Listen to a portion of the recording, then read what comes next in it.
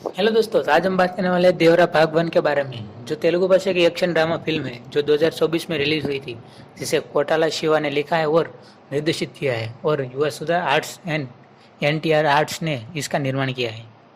Film में आगे बात करें तो 1996 में दया और उसके भाई यति से भारत में 1996 क्रिकेट विश्व कप के लिए सुरक्षा खतरों के बारे में एक उच्च स्तरीय बैठक आयोजित की जाती है। पुलिस यति के गुर्गे को पकड़ती है और उसे पूछताछ करती है, क्योंकि उसे पता चलता है कि यति मुर्गा से मिलने जा रहा है, जो एक राजनीतिज्ञ सह तस्कर है। यह जानने के बाद कि मुर्गा पर मर चुका है, वे तस्करों के रूप में गुप्त रूप से काम करते हैं। वे डीएसपी तुलसी से संपर्क करते हैं, जो उन्हें रत्नागिरी पहाड़ों में लाल सागर के गांवों का दौरा करने के लिए कहते हैं। वे ऐसे ही एक गांव के मुखिया बेहरा से मिलते हैं और उसे माल की तस्करी करने की धमकी देते हैं, लेकिन वह उन्हें हिंसक रूप से अस्वीकार कर लेता है। उन्हें सिंगप्पा मिलते हैं, जो उन्हें गांव नाव समुद्र के तट पर ले जाता है। अधिकारी शिवम हीरे की अंगूठी दिखाकर उसे एक प्रस्ताव रख देने की कोशिश करता है, जिससे सिंगप्पा अचानक समुद्र में फेंक देता है। जैसे ही वह शिवम अंगूठी निकालने के लिए गोता लगाता है, उसे समुद्र तल पर मानव कंकाल मिलते हैं। सिंगप्पा कहानी सुनानी शुरू करता है, जो 12 साल पहले शुरू होती है। गांवों के निवासी कभी समुद्र की रक्षा करने वाले योद्धा थे, लेकिन भारत को अपनी स्वतंत्रता मिलने के बाद वे प्रासंगिकता खो देते हैं। कुख्यात लाल सागर में तस्कर बन जाते हैं। देवरा एक गांव का सरदार है और भेरा के साथ व्यापारी जहाजों के मुर्गा के लिए तस्करी करने वाले समूह का हिस्सा है। उन्हें पता नहीं है कि लूट में अवैध हथियार है, जिनका इस्तेमाल डकैती में किया जा सकता है। और ऐसी ही एक घटना उनके गांव के पास होती है। तस्करी अभियान के दौरान वे तट रक्षक द्वारा पकड़े जाते हैं और जहाज के कमांडर इरफान उन वस्तुओं का खुलासा करते हैं कि जिनकी वे तस्करी कर रहे थे और कैसे उन्हें योद्धाओं के वंशजों के बीच सम्मान की उम्मीद थी। देवरा का मन बदल जाता है और वह उनकी तस्करी के काम को बंद करने का फैसला करता है, जो भेरा सहित अन्य सरदारों को पसंद नहीं आता। वे उसे मारने की योजना बनाते हैं, लेकिन असफल हो जाते हैं। देवरा सफलतापूर्वक ग्रामीणों को तस्करी के लिए समुद्र में प्रवेश करने से रोकता है।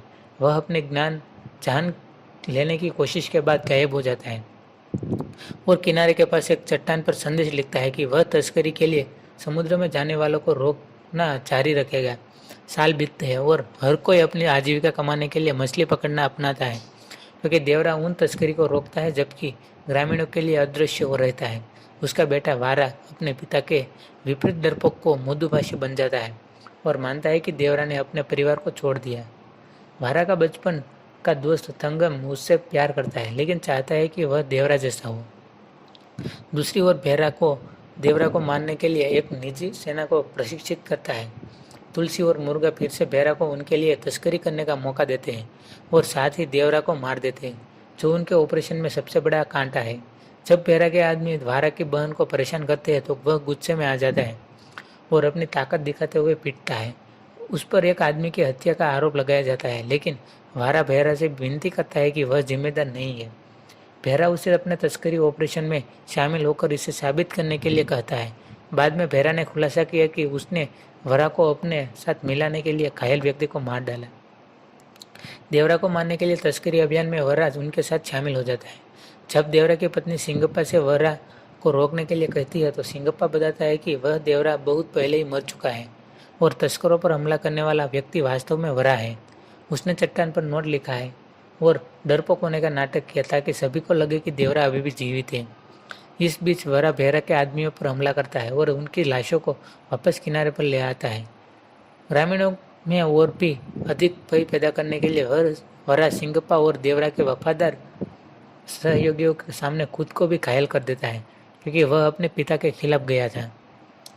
वह शिवम सिंगप्पा से देवरा के हथियार के बारे में पूछता है, तो फ्लैशबैक से पता चलता है कि जिस दिन वह गायब हुआ था, उसी दिन वरा ने उसे मार डाला था।